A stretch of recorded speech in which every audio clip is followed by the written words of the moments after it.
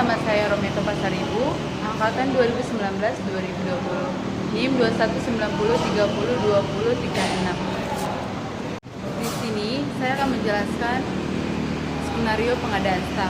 Ada 12 kompetensi.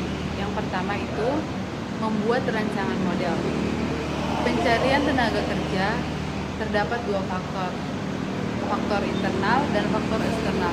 Di mana faktor internal itu kita mencari kandidat dari dalam perusahaan, dan faktor eksternal itu kita mencari kandidat di luar perusahaan.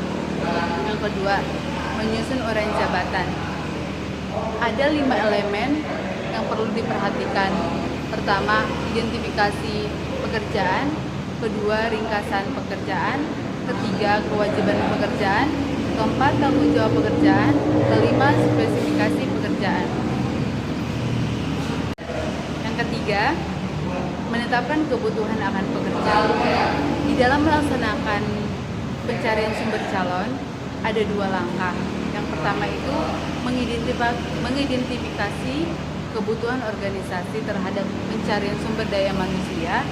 Yang kedua, menganalisis kebutuhan sumber daya manusia. 4. Menyusun pencarian pemenuhan kebutuhan organisasi akan pekerja. Ada beberapa poin yang harus kita jelaskan. Yang pertama, mengidentifikasi pemenuhan kebutuhan organisasi akan pekerja yang sesuai dengan strategi pengelolaan sumber daya manusia. Yang kedua itu membuat perencanaan pemenuhan kebutuhan organisasi dan pekerja. 3. Menetapkan kapasitas sumber daya manusia yang dimiliki. 4. Memperkirakan kebutuhan sumber daya manusia di perusahaan kita untuk beberapa waktu ke depannya lagi. Kelima, mengembangkan talenta atau tenaga kerja. Keenam, evaluasi atau monitoring. Berikutnya, mendokumentasikan perencanaan kebutuhan organisasi akan pekerja. 5. Membuat rancangan penilaian sumber calon. Pertama, mengidentifikasi kebutuhan calon. Yang kedua, membuat rancangan calon, program pencarian sumber calon pekerja, yaitu pilih dan rumuskan sesuai prosedur organisasi yang dibutuhkan perusahaan. Yang keenam, melaksanakan pencarian sumber calon. Di sini kita akan mencari calon melalui iklan via sosmed atau sosial media. Yang kedua itu melakukan iklan offline seperti teman kerja, mempromosikan lowongan kerja kita secara langsung kepada teman atau kerabat. Yang kedua itu memasang brosur lowongan kerja di tempat perusahaan, di tempat-tempat tertentu yang mungkin terjangkau oleh masyarakat. Menyeleksi dokumen lamaran calon pekerja. Hal-hal yang perlu kita lakukan yaitu melihat lamaran yang masuk maupun itu secara langsung atau tidak langsung, contohnya melalui sosial media. Setelah itu, pilih lamaran yang sesuai yang dibutuhkan atau yang tidak sesuai kualifikasi perusahaan yang dilamar. Yang kedelapan, melaksanakan prosedur seleksi calon.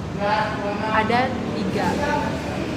Melakukan tes psikologi tes, melakukan akademik tes, dan melakukan psikologikal. Yang ke-9 itu melakukan wawancara kepada calon pekerja. Langkah-langkah yang perlu kita lakukan dalam interview ada 10. Nah, yang pertama riset, 2 berlatih, 3 kenakan pakaian yang rapi, 4 tepat waktu atau disiplin, 5 jadikan pelamar yang aktif dan pasif, 6 berikan kesan yang positif, ke-7 jangan stres, ke-8 perkenalkan diri Anda secara profesional, ke-9 jawab pertanyaan dengan baik, 10 tetaplah positif. 10. Melakukan hasil penilaian seleksi. Nah, Pertama kita harus menentukan hasil dari penilaian seleksi karyawan, yaitu berdasarkan surat lamaran yang sesuai dengan prosedur dan standar organisasi perusahaan kita.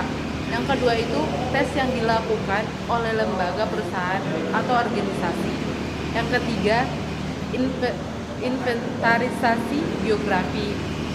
Yang keempat, berdasarkan wawancara. Yang kelima, sampel kerja. Yang keenam, penilaian terpadu. 11. Melakukan penempatan kerja. Poin-poin yang kita harus perhatikan yaitu memberikan surat penerimaan penawaran kerja, mengajukan SK pegawai percobaan, dan melakukan komunikasi kepada calon pekerja.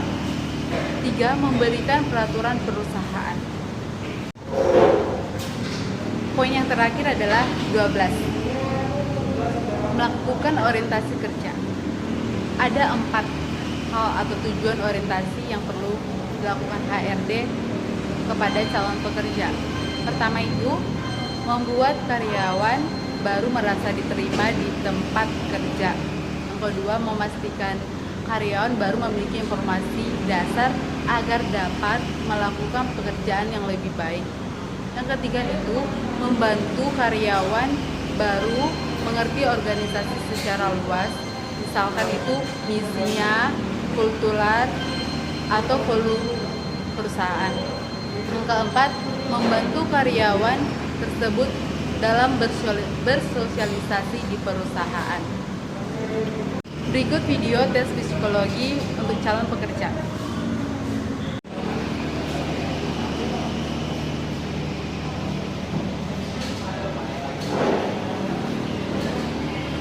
Pagi, apa betul ini dengan saudara Anastasia Putri? Baik, Anda diminta untuk tes wawancara di perusahaan kami. Apakah Anda bersedia? Oke. Besok saya tunggu di kantor saya.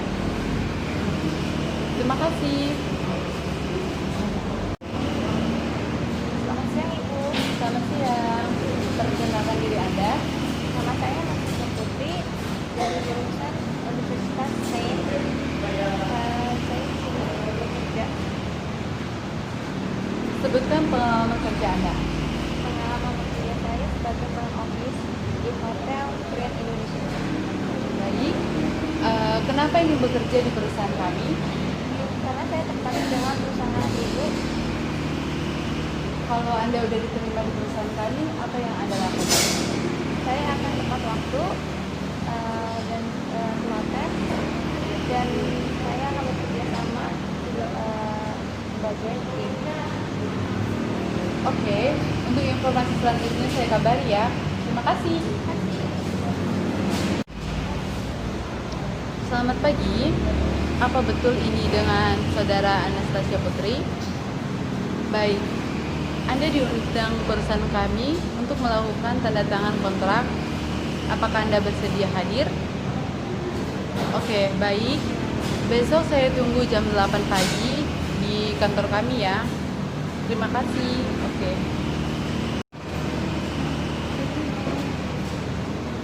Selamat pagi Bu Anastasia Putri.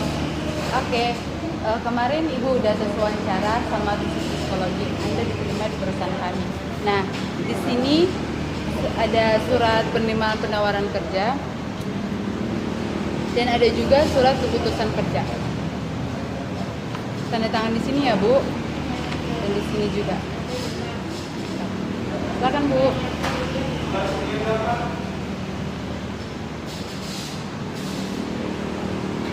Terima kasih Bu, selamat bekerja di perusahaan kami.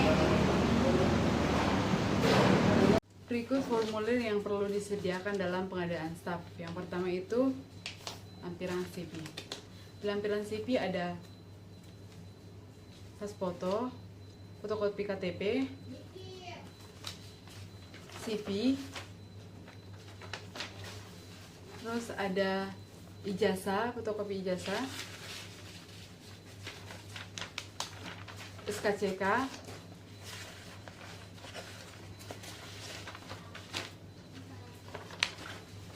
Terus ada daftar riwayat hidup, ada sertifikat kerja, dan ini forum-forum yang disediakan. Forum kualifikasi calon pertama itu forum perencanaan pemenuhan kebutuhan pekerja. Yang kedua itu forum calon pekerja, forum seleksinya,